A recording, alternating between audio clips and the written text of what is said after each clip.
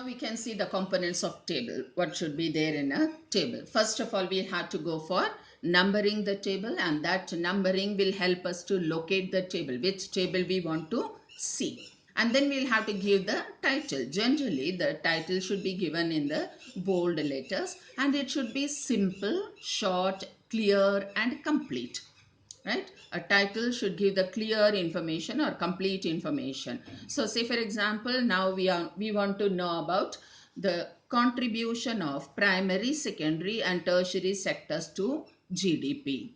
So we'll have to give a title there. So we can give the title like percentage contribution of various sectors to GDP. So this title can be given there.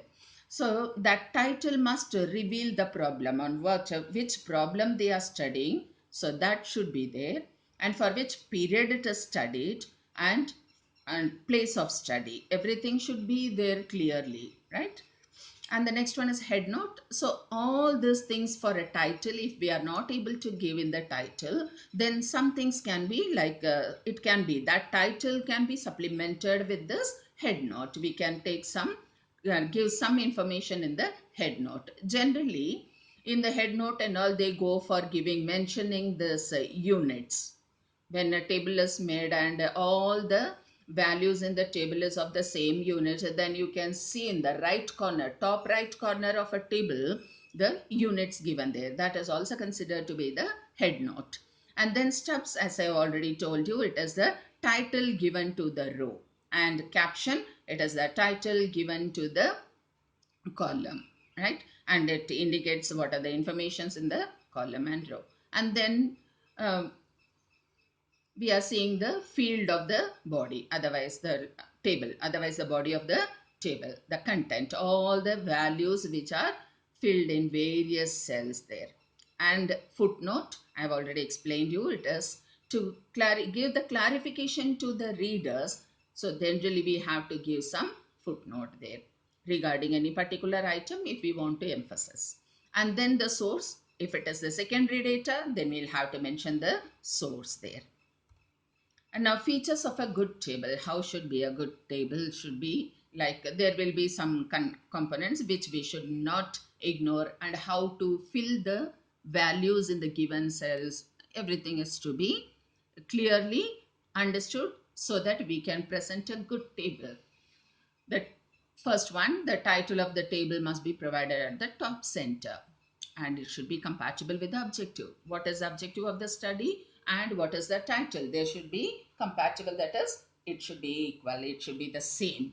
Both should be the same. And the next one we are seeing is, if there are certain values which can be compared together, then that should be kept in the columns which are very close or in the rows which are very close. When we are seeing like in your 11th class and all, you'll be seeing the progress report and you'll have the practicals in all the subjects. So all the subjects, theory of accountancy, practical of accountancy, this both are to be kept in two columns nearby, close to them, so that it can be compared easily. And when we are giving the mark sheet for the final year, you can see that the first test, second test, it is kept close, that we can compare. In the first test was what was the performance, in the second what was the performance, we can easily compare it.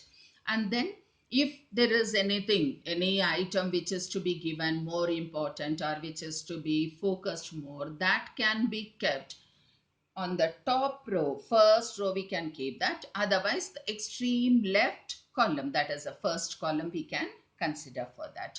And then when we are considering, when we are having some long like very large informations are to be fed, and we can have some very long row, in that case right side also, in that row right side also we'll have to give the same title, the stub, so that when we are scrolling this side, we can easily find out what it is, right? And zero should be used only to indicate the quantity. That is, when we are giving the progress report, say for example, if in one subject you have not appeared for the exam, in that case, I cannot put zero there. Zero has the value here now. It shows that you have appeared for the exam, but you have scored nothing. in that case we cannot go for this. For non-availability of the data we cannot use 0, right? And then heading should be in the singular form. It is not name of the students, it is student. Each cell will have that individual information, so it becomes a singular. So we cannot go for giving the plural headings there.